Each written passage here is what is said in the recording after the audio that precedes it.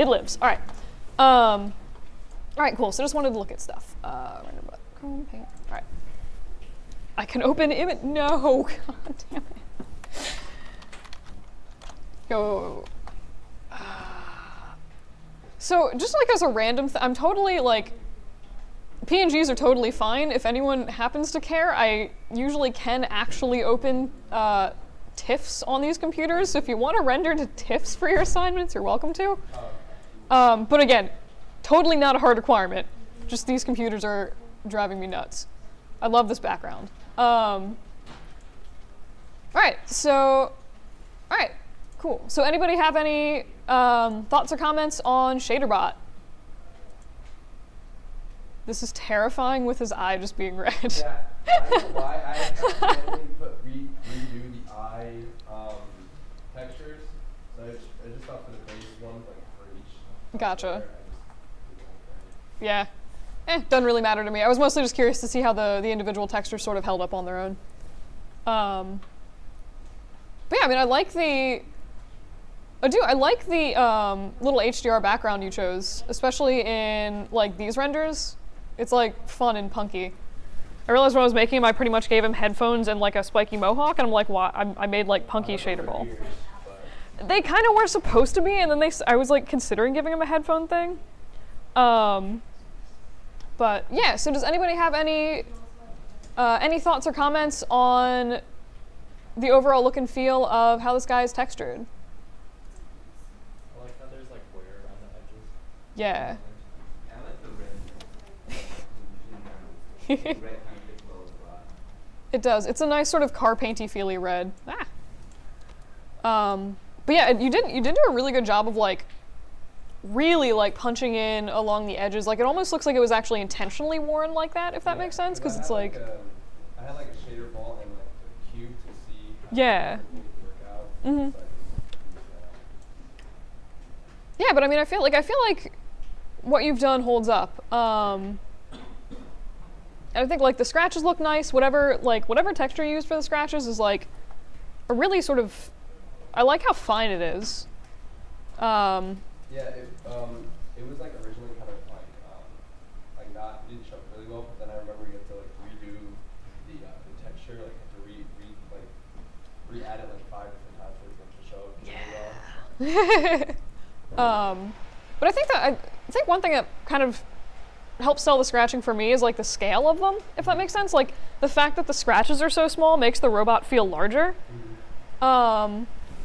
which kind of, I guess, makes sense with the environment that he's sitting in. He does feel like he should be like a kind of human-sized little dude. Nice specular highlight on the eyeball. But yeah, I mean, I think overall this looks pretty nice. This is like a really tiny, minor, like dumb thing. So like this like more or less passes off for sitting on the ground, Yeah, like and, you know, it was it's just like yeah. in the wall. Again, tiny thing. I just still really like the background he chose here. Like the color scheme and stuff is like really funny. Actually, one thing that would be really funny for this, I think, is to go back in and like add graffiti to him. I don't know why. Graffiti? Oh, on him? Yeah, like I don't just like. Again, personal aesthetic. I like graffitiing things, but I don't know. That'd be funny. But yeah, no, I mean I like him. He feels punky, and he like the coloring and stuff works like with the graffiti. And I think I actually kind of like the fact that where was it? I zoomed in super far. The fact that like these little highlights are so aggressive, or like the wear is like so aggressive on here, because it does kind of tie in with like the yeah. So it like, because normally I'd be like, that's probably kind of unrealistic, but like I think aesthetically it does kind of work with the background, which is like, I guess, interesting. But yeah, no, I mean I quite like this. Anyone else have any thoughts or comments? Cool. Anybody else want to volunteer their own projects for tribute? All right. What's your name? Lucas. Lucas S? Lucas T. Dang it. Okay. Lucas.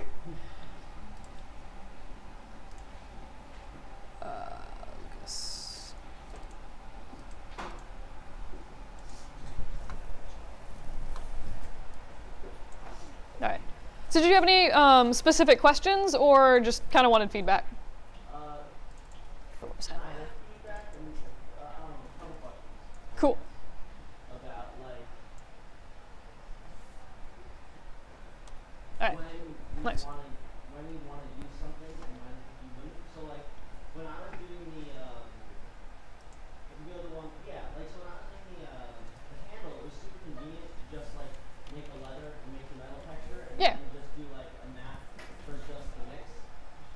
That Yeah. like why would I ever want to then make like a map for metalness and all that roughness and all that stuff when I could just mix things like for the rest of my life?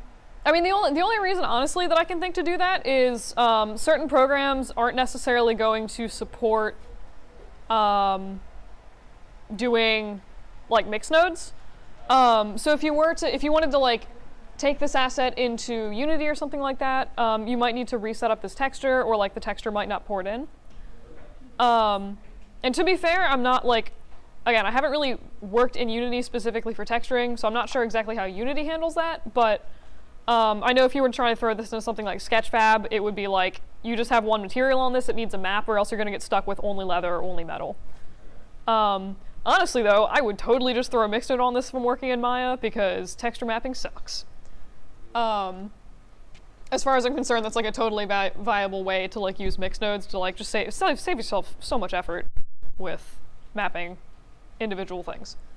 I like the very subtle sort of rusty stuff that you have around here. That's really nice.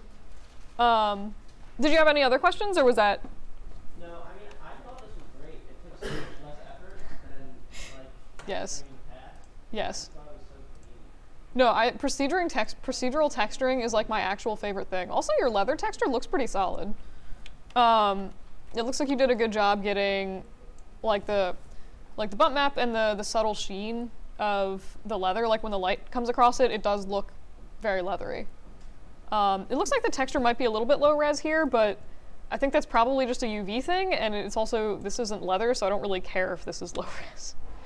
The handle's really all I care about there, but yeah, but I mean, I think, ooh, that's a really cool rusty texture. That's like disgusting rust, but like great rust. Like I look at that and it looks like if you touch it, it will just fall apart.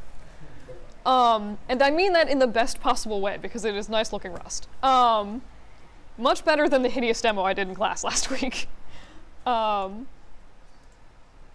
yeah, I mean, I think like overall this looks pretty darn nice. The only thing that like I might maybe say is like some of the scratches feel a little bit kind of randomly placed.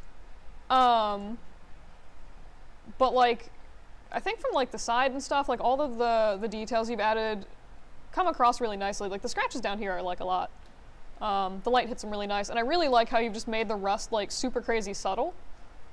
It does look like it seems like there's some sampling issues going on, especially in this reflection here. So you might want to take the specular samples if you ever do anything with this, or like you want to use it for a portfolio thing or whatever. Set the specular samples a little bit higher and then like re-render just so you get a cleaner image. But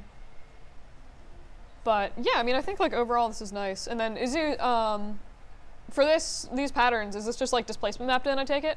I actually just used the bump map, and then the lower value I made it, the better it looked. Interesting.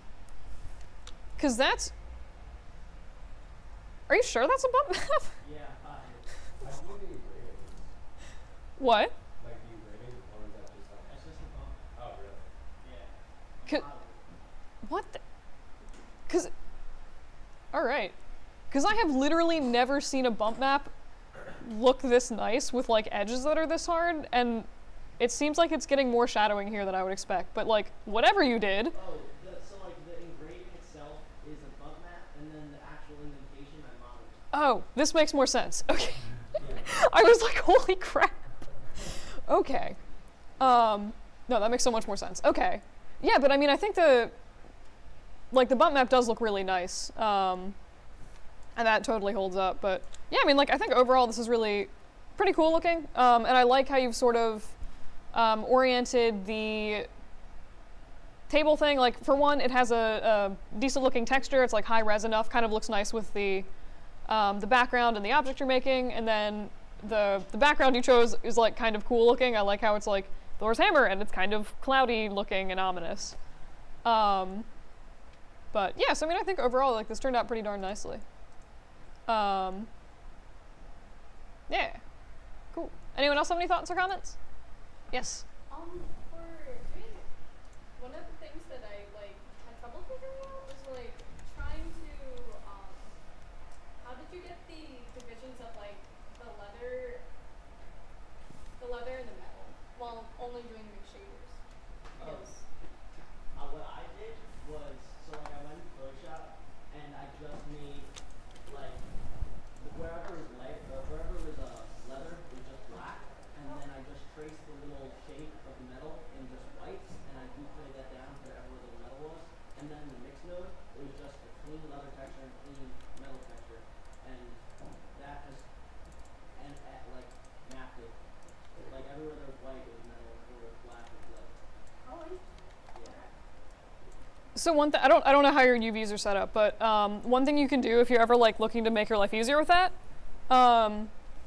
is you can actually just UV this in such a way where you basically just like cut off all of like any of these areas which are supposed to be metal, and just like take all of their UVs. Where are you putting my UV editor? Yeah, come on. No, wait. Oh. Psh. I've been doing that a lot recently. But just like take these UVs and like stash them over here, and then you can just divide your map in half and just have like white on one side and black on the other and just use that. Again, I don't know how you actually set stuff up, but doing stuff like that does kind of make your life easier, and I do that all the time because I'm lazy. But yeah. All right. So any other questions or comments on this? Cool. Anybody else want to volunteer the project? Still really like this Rust. Yeah. All right. If there are no volunteers, I'm going to randomly select someone after I somehow close all these images, which I'm being terrible about. All right. Procedural check string. I kind of wish I didn't just like randomly name this assignment Fruit Bowl, because it's very awkward. Did anybody in this class actually do a piece of fruit? I'm just curious. All right. Not that it's inherently relevant. Shadowbot. What? All right. Waha. Oh my god. Little camo shaderbot. I like his deep red eye. All right. So do we have any comments on this shaderbot here? All right. I like, this is like, yo, that eye is terrifying. Holy crap. Ugh. But in the best possible way. Yeah, I really like the aesthetic direction of this eye here. It's like incredibly creepy. But it looks really cool. So I like the idea that Shaderbot has just sort of gone like camo and or been mutilated by like a giant T-Rex or something weird. I feel like the dust definitely comes across. It feels maybe a little bit shiny. If that is, back, base color, chrome scratches, dust. Yeah, so I mean, if this is dust, maybe it feels a little bit shiny, and then this is like not so much a comment on the texturing per se, but more just an example of like how I UV the object, and how UV scale is important for things. But you'll notice, so if you look at like the scale of this sort of camo texture on the head versus like these little spiky mohawk things, you'll notice that the mohawks are a lot smaller even though it's the same texture, and that's just because of how I laid out the UVs. The UVs for these take up much more of the UV grid, so the texture appears smaller. So if you guys are ever like doing, I mean, just like for future stuff, or if you guys are like ever designing models, we're going to be applying a single texture to everything. It's not a bad idea to go through and like make sure that all your UVs are to the same scale. Which again, I didn't mention that last week or anything, but and also just I set up the robot like knowing that that was gonna be a thing, but just like random small things to be aware of. Still really liking the eyeball here. This is. Do you think the shininess of the dust is coming from the metal or the material? I would guess the material for the dust, because if it looks like it's laying pretty solidly on top of this. So that would be something I can actually. I have the file. Somewhere. Not your file. Wait for it. But I would imagine that would probably be coming from whatever the base material for that is. You should take .002. Aha. Shaderbot. Alright. No. No. Oh crap. I've opened up 2 versions of Maya. Why have I done this thing? Alright, so I see you've keyed Shaderbot. Alright, so one thing you can do, just like I put like a bunch of just random like materials in here. If you guys ever need to get rid of like if you've replaced my hideous materials with your own, if you go to edit, delete unused nodes, it'll get rid of all of the ones not assigned to an object. So in this case, here's your dust. So yeah, the roughness of the dust, you would probably want to set that up higher, or maybe do some kind of like subtle map to like vary it a little bit. But yeah, it was totally just the dust being shiny. Did you have any other questions about your Shaderbot, or? Cool. I like how you used the ramp shader. It looks like for camo. That was clever. Pretty locked out. I feel like. No? Okay. But yeah. Cool. Oh yeah, I like how the background actually makes sense for the sort of feel that you're going for. Out of curiosity, what was the intent with like the shiny metal here? Just to make it look cool. Fair.